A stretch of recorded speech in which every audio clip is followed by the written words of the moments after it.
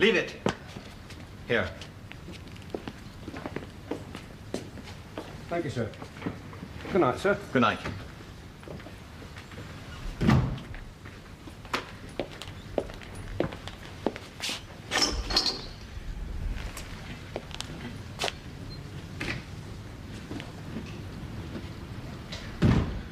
Where's your room? Down the hall.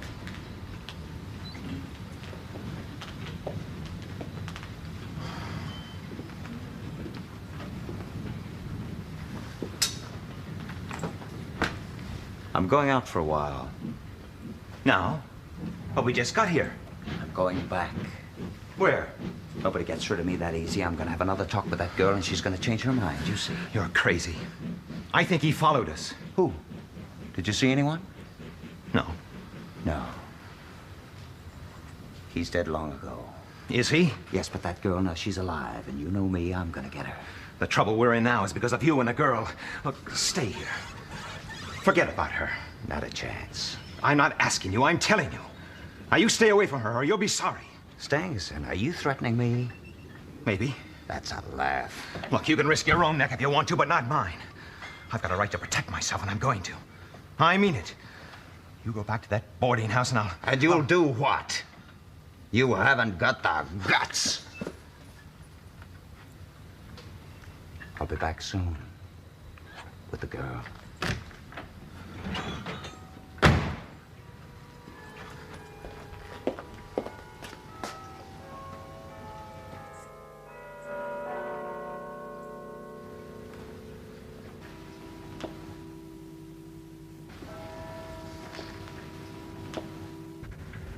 Mr. Drebber.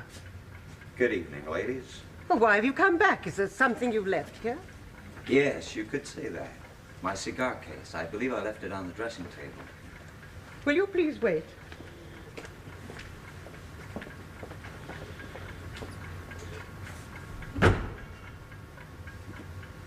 Well, now, Miss Charpentier, are you pleased to see me again? I thought you and Mr. Stangerson had gone to Liverpool. Yeah, we missed our train. I left Stangerson in a hotel near Euston Station. It's comfortable enough as hotels go, but somehow it misses the coziness of this place. I'm going to give you a chance to change your mind. Please don't. Honor, you can pretend to be as high-mighty as you like. That don't fool me any. I'm offering to take you with me, maybe all the way back to Utah. That's if you act real nice and obliging. Mother? Oh, now, what's she got to do with you and me? You're over 21. You don't need anybody else to say so. I like you. I've taken a real fancy to you. We're going to get along just fine. How dare you talk to me in this way? Get out. Get out. Just as soon as I get what I came for. Let me go. My brother is here. If I call him... Oh, you won't do that, sweetheart. Mr. Drebber! Okay, you want money? How much? I'm a rich man. What I take, I pay for. So name your price. Mr. Drebber, you must leave here at once. Sure. But not empty-handed. Arthur! Come quickly!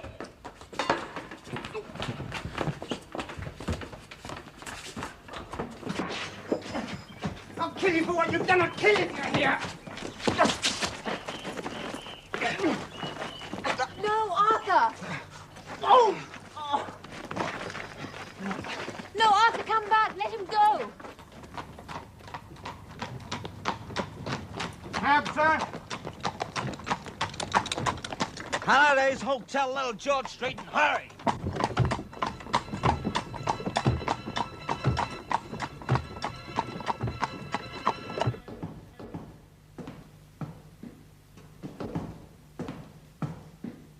Stangerson!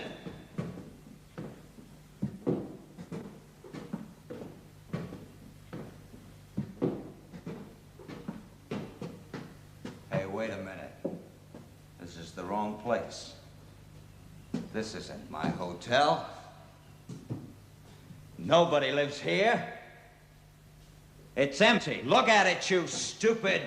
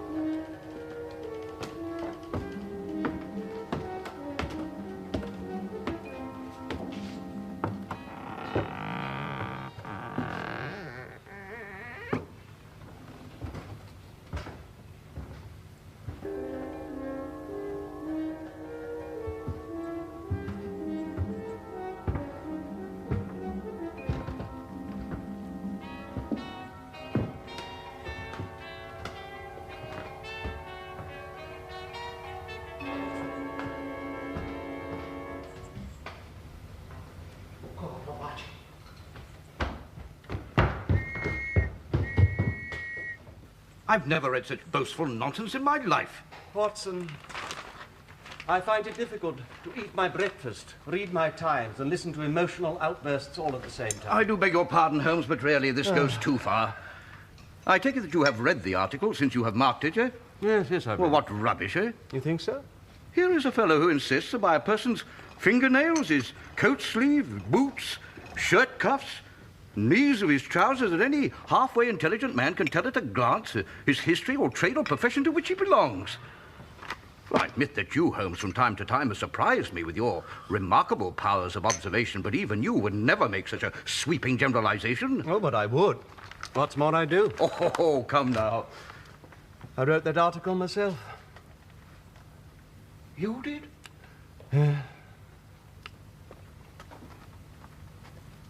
I think you might have said so. Ah, there seem to be no crimes and no criminals these days. What is the use of having brains in my profession? From the point of view of the criminal expert, London has become a singularly uninteresting city. Tcha! No crimes to detect, or at most some bungling villainy that even a Scotland Yard official can see through. Oh, dear. I wonder what that fellow's looking for. What fellow? Here.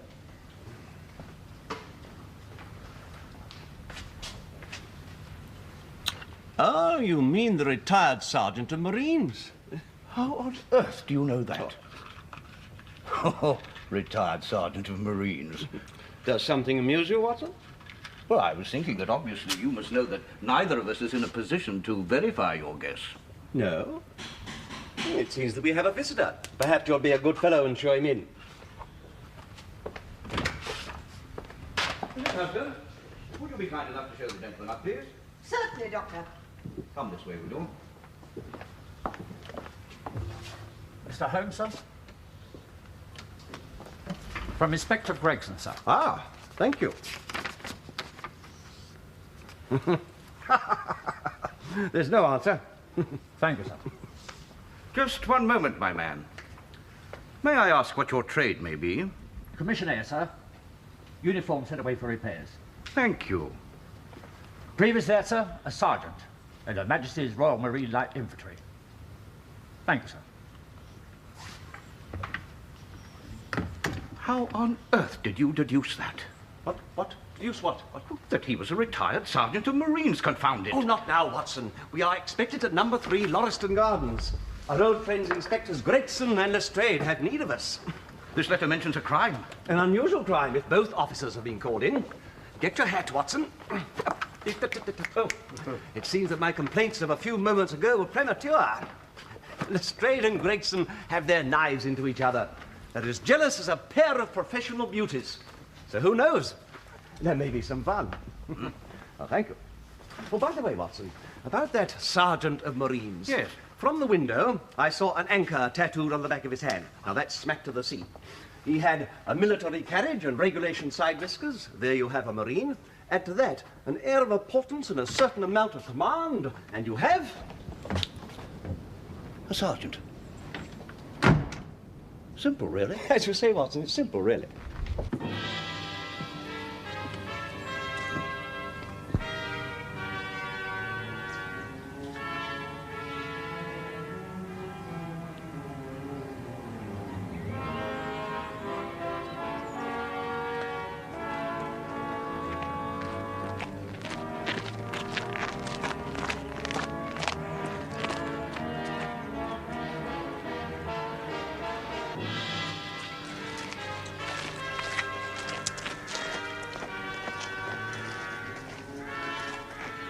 Good day, gentlemen.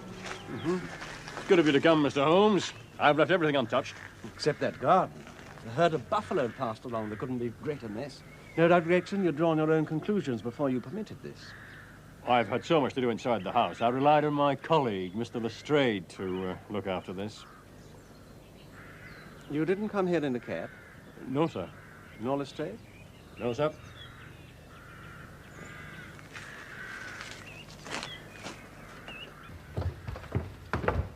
Ah, Mr. Holmes. In this case, of course, quite a stir, sir. Beats anything I've ever seen. And I'm no chicken.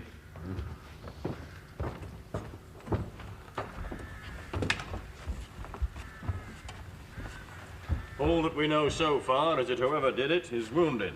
The blood, sir, all over the place. Is there no wound on the body? No, sir. And as you surmise, the blood would appear to belong to the murderer.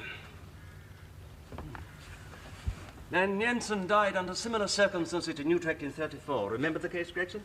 No, sir. I seem to recall it. Now, read it up. You really should. There's nothing new under the sun. It's all been done before. Watson.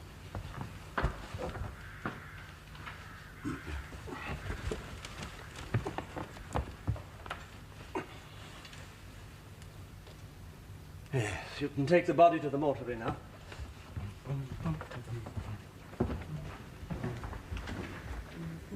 What do you make of that, Mr. Holmes? Written in blood, eh? The question is, what do you make of it? Well, I should say it was done by a murderer. Rach? Yeah, exactly. He was about to write the female name, Rachel, but he was disturbed before he could finish it. You mark my words, Mr. Holmes. When this case is cleared up, you'll find there's a woman named Rachel up to her neck in it somehow. Oh, yes. You can smile, sir. But you'll find the old hound is best when all's said and done. What's that you've got? Cigar ash, Mr. Lestrade. Hello, what's that? Here we are. A woman's wedding ring. You see? I was right. There's been a woman here. You'll find her name was Rachel. Sure, she la femme. He does seem to have a point, Holmes. This complicates matters. Are you sure it doesn't simplify them? What did you find in his pocket? Russian leather card case with cards of Enoch J. Drebber of Cleveland, USA, corresponding with the EJD upon the linen. Hip flask, money, £7.13, 2 letters. One addressed to E.J. Drebber and one to Joseph Stangerson. At what address? American Exchange, The Strand. They contained steamship tickets. It appears that the deceased and his companion were about to depart for New York. You have made inquiries about Joseph Stangerson? Yes, sir. Nothing so far. And of course, excuse me, you have sent word to Cleveland? I telegraphed this morning for information on both Drebber and Stangerson. Is that all? All, sir. Well, surely there is a single circumstance on which the whole case could hinge. Will you not telegraph again? I've asked for all the information that I require. But not about the woman, Rachel. Gentlemen, It would be robbing you of credit if I were to presume to help either of you in this case. You are both doing so well now, it'd be a pity for anyone to interfere. But I should like to speak to the constable who found the body. Well, he's off duty now, sir. His name is Rance. You'll find him at 46 Audley Court, Kennington Park Gate. Thank you. Come along, Doctor. We shall pay him a visit. I will tell you this, gentlemen. It may assist you. There has been murder done, and the murderer is a man. He is more than 6 feet tall, in the prime of life, and has small feet for a man of his height. He wore coarse, square-toed boots and smoked a Trichinopoly cigar. His face is florid, and the fingernails of his right hand are remarkably long. He came here with his victim in a two-wheeled cab, which was drawn by a horse with 3 old shoes and 1 new one on its off foreleg. These are just a few indications, but they may assist you. Good day, gentlemen. Mr. Holmes? Yes? You say the man was murdered. If that is so, could you tell us how it was done? Poisoned. Well, and by the way, Lucette, don't waste your time looking for a Miss Rachel. The word Rache is German for revenge.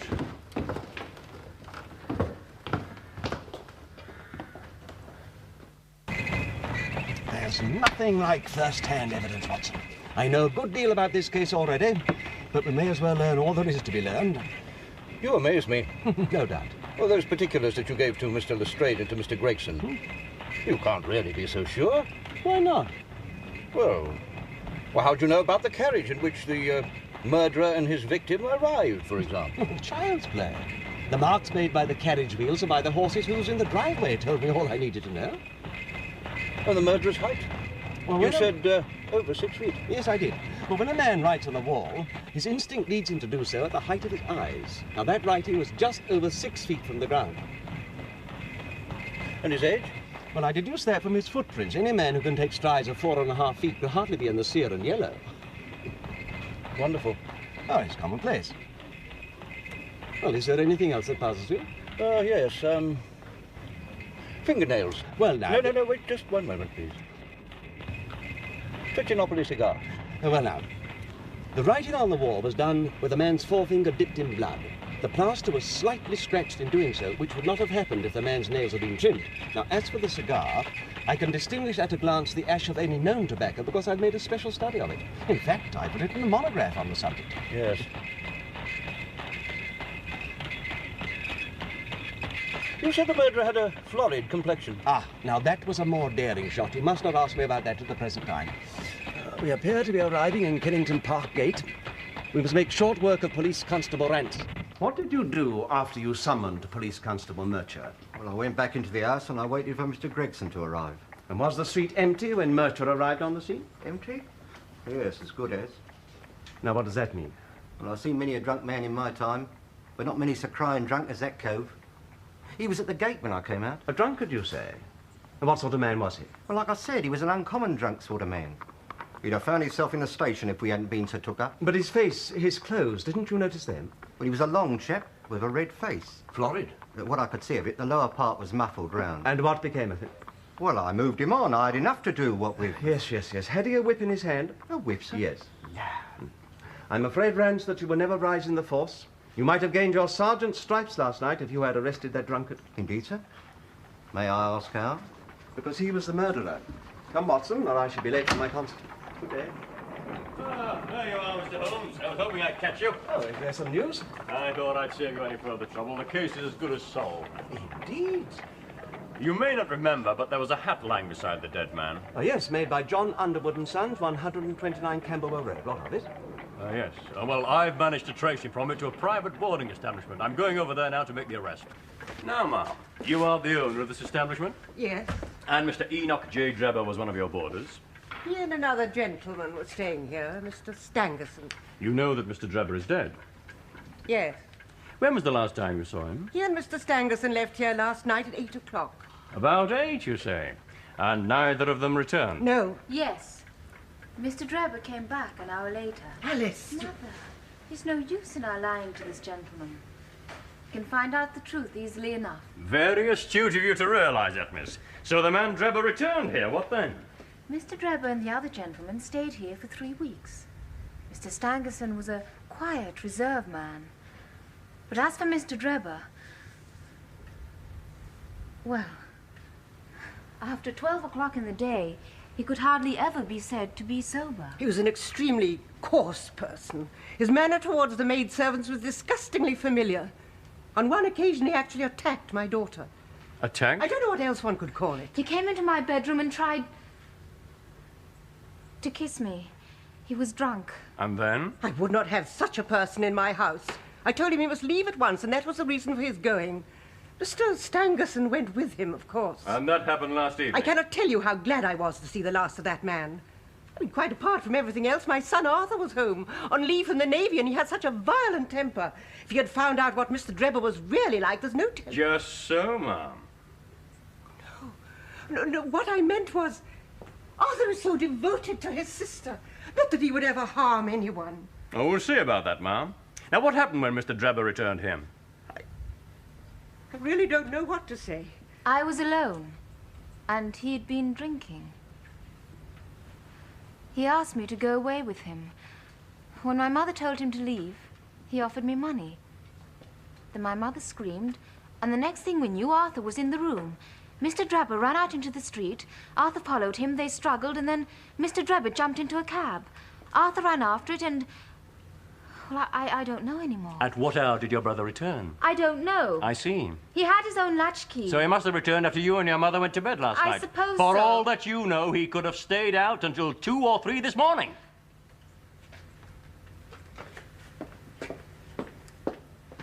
Right, Constable.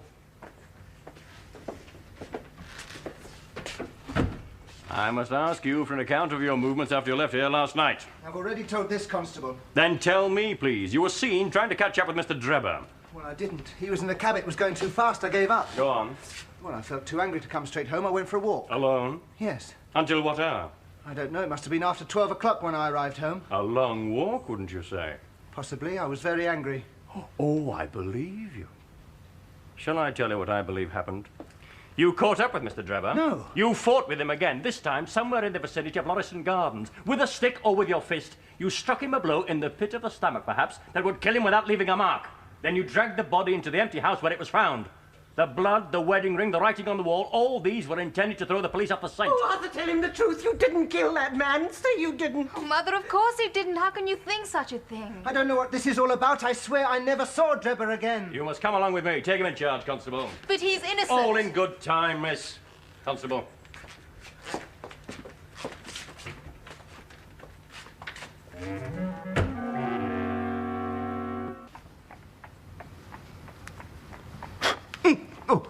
Oh, it's you, Holmes.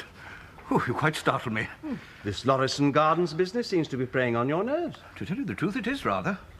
I don't know why I should be more case-hardened after my Afghan experiences. Oh, it's understandable. Mystery stimulates the imagination. Where there is no imagination, there is no horror. I dare say. How was the concert?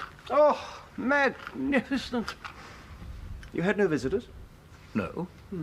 Are you expecting some? Yes. Look in the Lost and Found column. First announcement. I had that advertisement placed in all the evening papers on my way to the concert. Found in the Brixton Road this morning, a plain gold wedding ring. Apply Dr. Watson, 221B Baker Street, after 6 this evening. Forgive me for using your name, Watson. My own might arouse some suspicion. A wedding ring? Why do you think the murderer came back to the house after leaving it? For the ring. Of course. He dropped it while stooping over Drebber's body. After he left the house, he missed it and hurried back, only to find the police in possession thanks to his own folly in not putting out that candle. Why, of course, the ring. Why else would he return and risk capture? Well, you think he will read that? Watson, put yourself in his position. It must have occurred to him that he could have dropped the ring in the street after leaving the house. Well, naturally, he will look in the Lost and Found columns. He will come. We shall see him within the hour. You had better load your service revolver, Watson. I hope to take him unawares, but it's as well to be ready for anything. Yes, of course. One can't be too careful. No.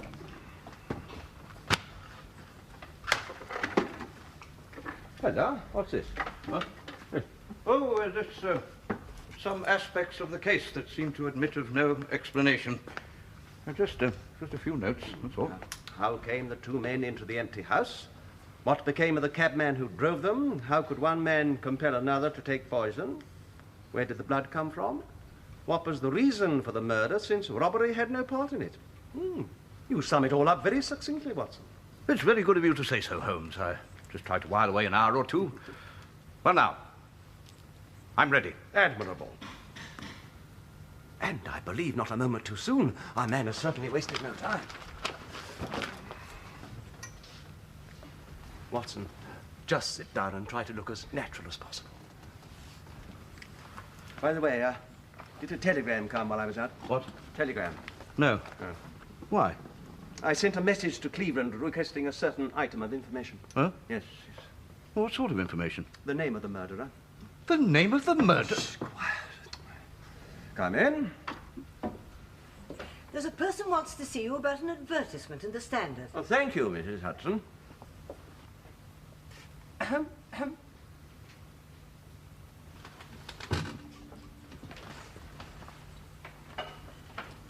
Yes, madam, and what can we do for you? Begging your pardon, good gentlemen, it's this as I've come about. It's a gold wedding ring in the Brixton Road.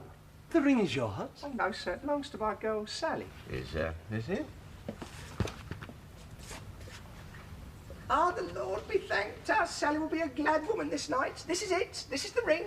Take it then, and I suggest you tell your daughter to be more careful in future. I'll tell her, sir. And thank you. Thank you both 100 times. Not at all.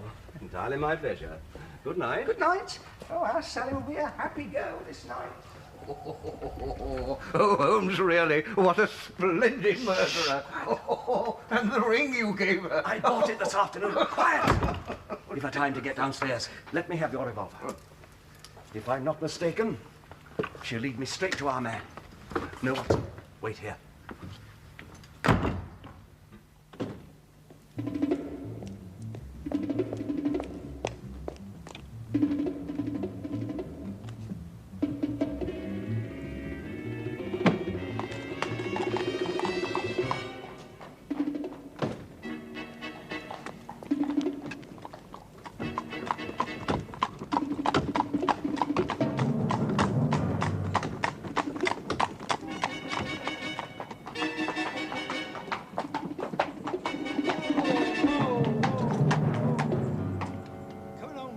Out you get with it, Houndsditch. This is where you... She's gone. But she can't be. She...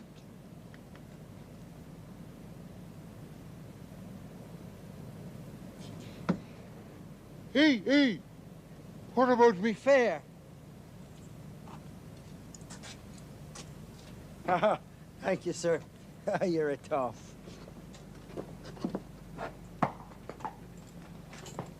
Come on, then. Get up, then. Jumped out? Holmes, it's impossible. Are you trying to tell me that that feeble, tottering old woman jumped out of the cab while it was in motion without either you or the driver seeing her? Old woman be damned.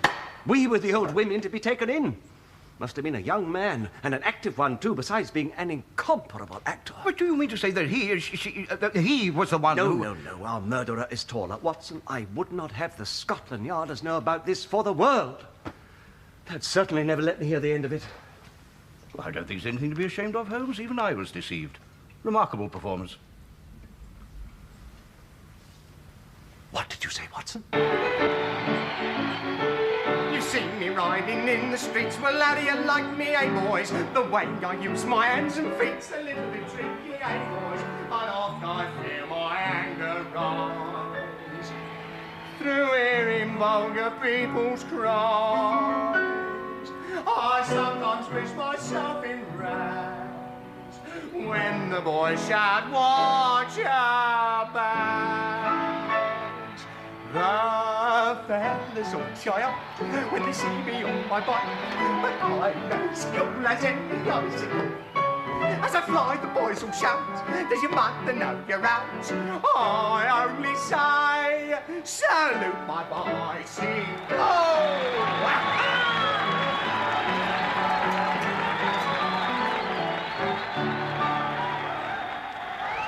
I have a word with you, Mr.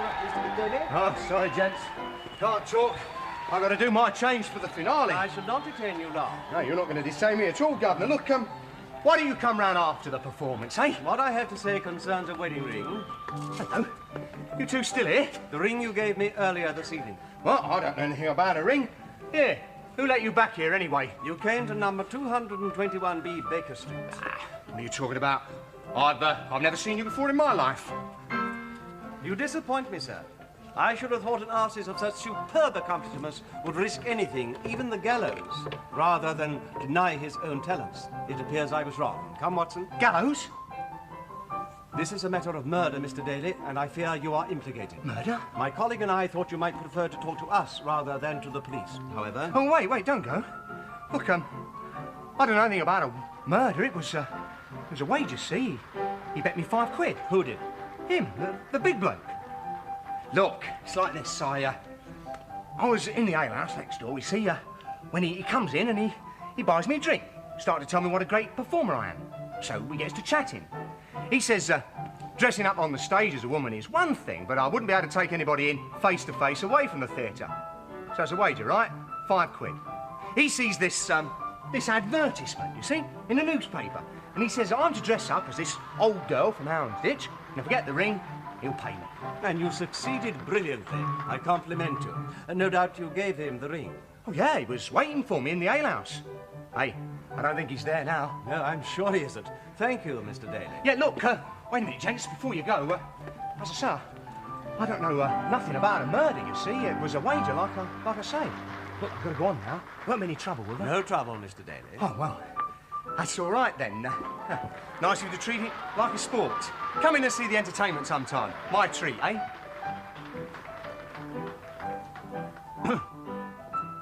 You never asked him what the man looked like. I know what he looks like. And tomorrow I shall know his name. Our difficulty will lie in finding him. It's strange, isn't it? Whilst we're seeking one murderer, Gregson has his choice under lock and key, and Lestrade is seeking a third. You mean the secretary, Yeah. Stangerson? Yeah. Perhaps he's found him already. Perhaps. Makes no difference. Stangerson is unimportant.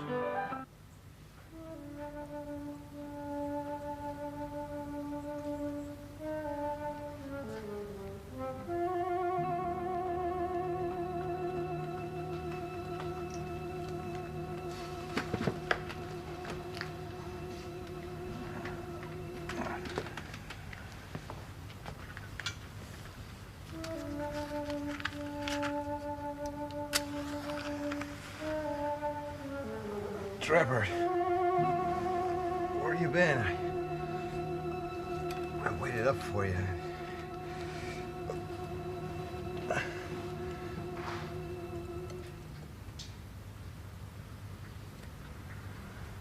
No. No. No. You must be the gentleman he said he was expecting. Been waiting for you since yesterday. Is this the room? Yes, sir. Mr. Stangerson, I'm a police officer. Open the door, if you please. Open it up.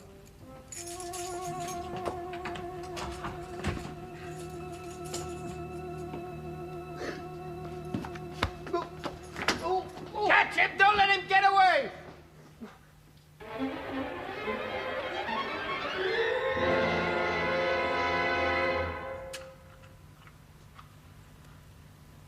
Stangerson dead. But he doesn't give the details of how. All it says here is that a body was discovered in a hotel near Euston, and the police have declined to make a statement. Do you think it could have been suicide? Hardly. Otherwise, Lestrade would have been here at cockcrow, boasting that the murderer is dead and the case closed. No, you may be sure that this is another murder.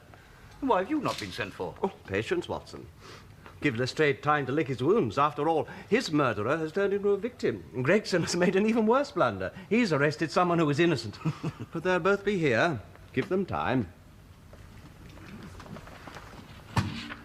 Is that the message you expected? Yes. It arrived late last night. The plot thickens. The man we are after appears to be a Mr. Jefferson Hope, an American, of course, like his victims. What on earth? I should say it's the Baker Street Division of the Detective Police Force. Yes, sir, it is. God, heavens alive, you place. I do not, please. 10. Keep safe off my candle hut. Wiggins, in future, unless I tell you otherwise, you will come up here alone to report. The rest of you must wait in the street. Now, Wiggins, have you found it? No, sir, we ain't. I hardly expected you would, not so easily, but you must keep on until you do. Now, here are your wages. Oh, thanks, Gav. Thanks. No. So, Gav. Now, be off. And come back with a better report next time. Righto, Gov, let's go. Come on.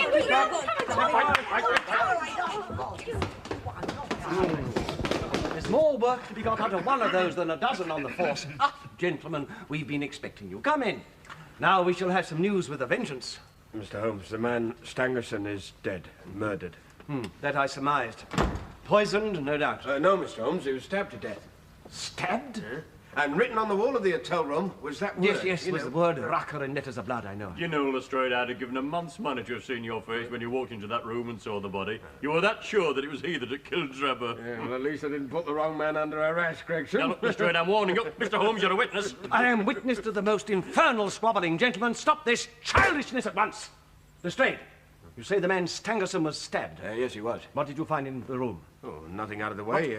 Yes, there was this telegram in the dead man's pocket, sent from Cleveland a month ago. Thank you. J.H. is in Europe. As you can see, it's unsigned. What else did you find? Well, the motive wasn't robbery. There was over £80 in the dead man's purse. There was his personal belongings, Yes. a novel lying beside the bed, his pipe on a chair, a small box containing a couple of pills, and a glass of water. Thank you, Lestrade. You have provided me with the last link. My case is complete. Those pills. But Those pills. Could you lay your hands upon those pills? Yes, I've got them with me. I was taking them with the other things to the police station. Thank you. Doctor. Now, what do you make of these? Well, one can hardly judge the properties of a pill by its appearance. However, I should imagine, from their lightness and transparency, that they're soluble in water. Precisely, sir. What's so special about a couple of pills? Everybody takes pills. I take them for my liver. I doubt if these would benefit your liver, Lestrade, or your health in general. You mean they're poison? He said Drebber was poisoned. Hey, Mr. Holmes. No, you're destroying valuable evidence. Those pills have got to be sent for analysis. I have all the necessary equipment to make my own analysis here and now. You are at liberty to take half of each of these pills and give them to your chemists or whoever you please. Gentlemen, do be seated. I shall be occupied for perhaps an hour.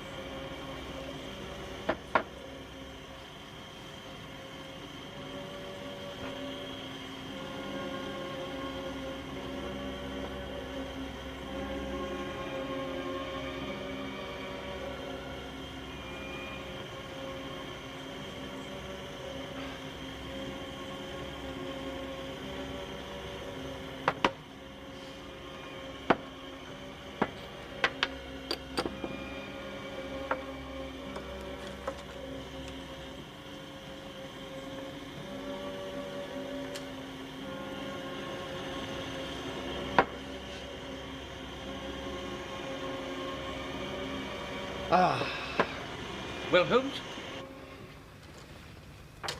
I confess that for a moment I thought I had blundered. One of those pills is perfectly harmless. The other, however, contains a most deadly poison. But why should one be harmless and the other one not? What the devil does it matter? Look, Mr. Holmes, I'm sure we're all very impressed with your cleverness, but you said your case was complete. Now, if you have any suspicions, I demand to be told them. Quite right. We've already had 2 murders. If we give this assassin time to commit a third... You can set your minds at rest on that score. There will be no more murders. Come in. If you please, sir. What is it, Wiki? I have the cab downstairs, sir. Good boy. Tell the driver he is to come up. I shall need help with my boxes. Holmes, are you going on a journey? Gentlemen, I am grateful to you for bringing me into this matter. Otherwise, I should have missed the finest study I ever came across. The scarlet thread of murder running through the colourless skein of life. It has been a pleasure to unravel it. Unfortunately, you both overlooked the most important clue of all. Not a clue, really, but a matter of common sense. What was that? Why, the purpose of the wedding ring. By the way, Lestrade, why don't you introduce a pattern like this at the yard? The spring works like lightning. Come in. Oh, Candy, just give me a hand with this box, will you? Thank you. devil! Holmes, what are you doing? Watson! Gentlemen, allow me to introduce you to Mr. Jefferson Hope, the murderer of Enoch Drebber and Joseph Stangerson.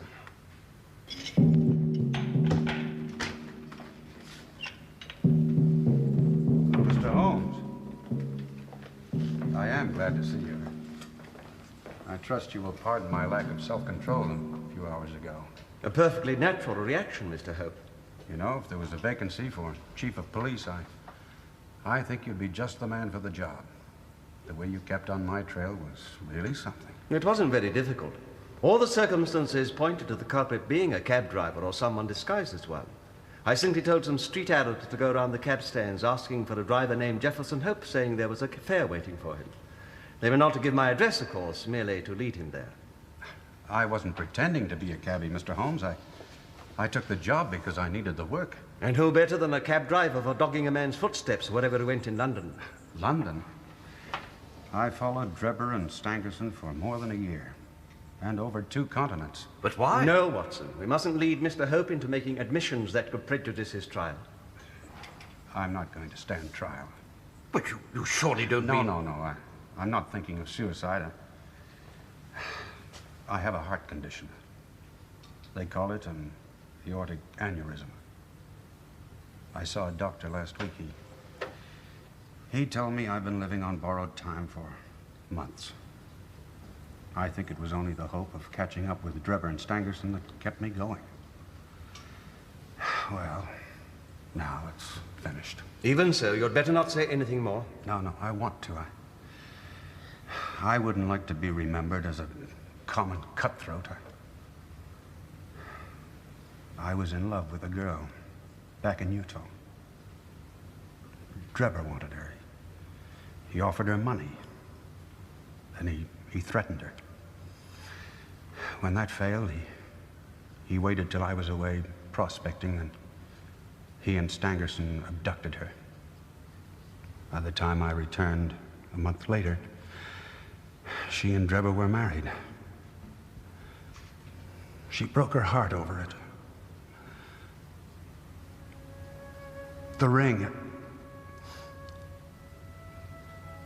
I took the ring from her finger when she was dead. I swore that Drebber's dying eyes would rest on that ring, that he would know why he was being killed. I followed them everywhere. When they needed a cab, it was mine they found waiting. I was the one who picked up Drebber when he came out of that boarding house.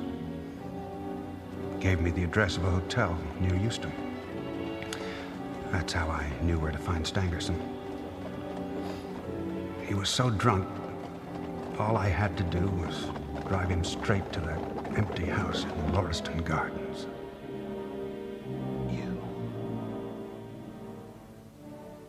You dog. I followed you from Salt Lake City to Petersburg. You have always escaped me. What do you want? Punishment has caught up with you at last. One of us will not see the morning sunrise. You wouldn't murder me. There is no murder. Let the High God choose between us. Choose and eat. There is death in one, life in the other.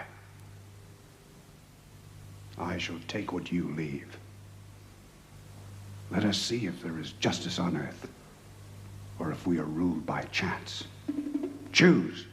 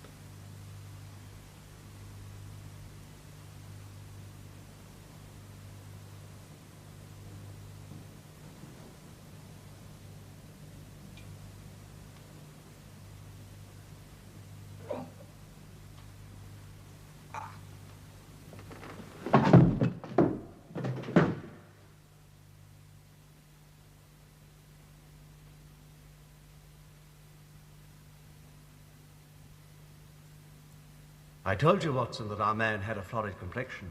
There had been no struggle, and yet there was blood by the body and elsewhere. A nosebleed seemed to be the most likely cause. It was the blood that gave me the idea for writing the German word for revenge on the wall. I thought it might have led the police off on the wrong scent. Yes, I realized that. But a real German invariably prints in the Latin character. You did not. However, I don't suppose the Scotland Yarders would have known that. Later that night, I went to Stangerson's hotel. I got into his room through a window. I offered him the same choices I had offered Drebber. But instead of jumping at the chance of safety, he went for my throat. We struggled. I drove my knife through his heart.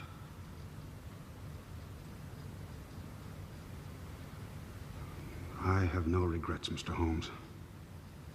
They both deserve to die.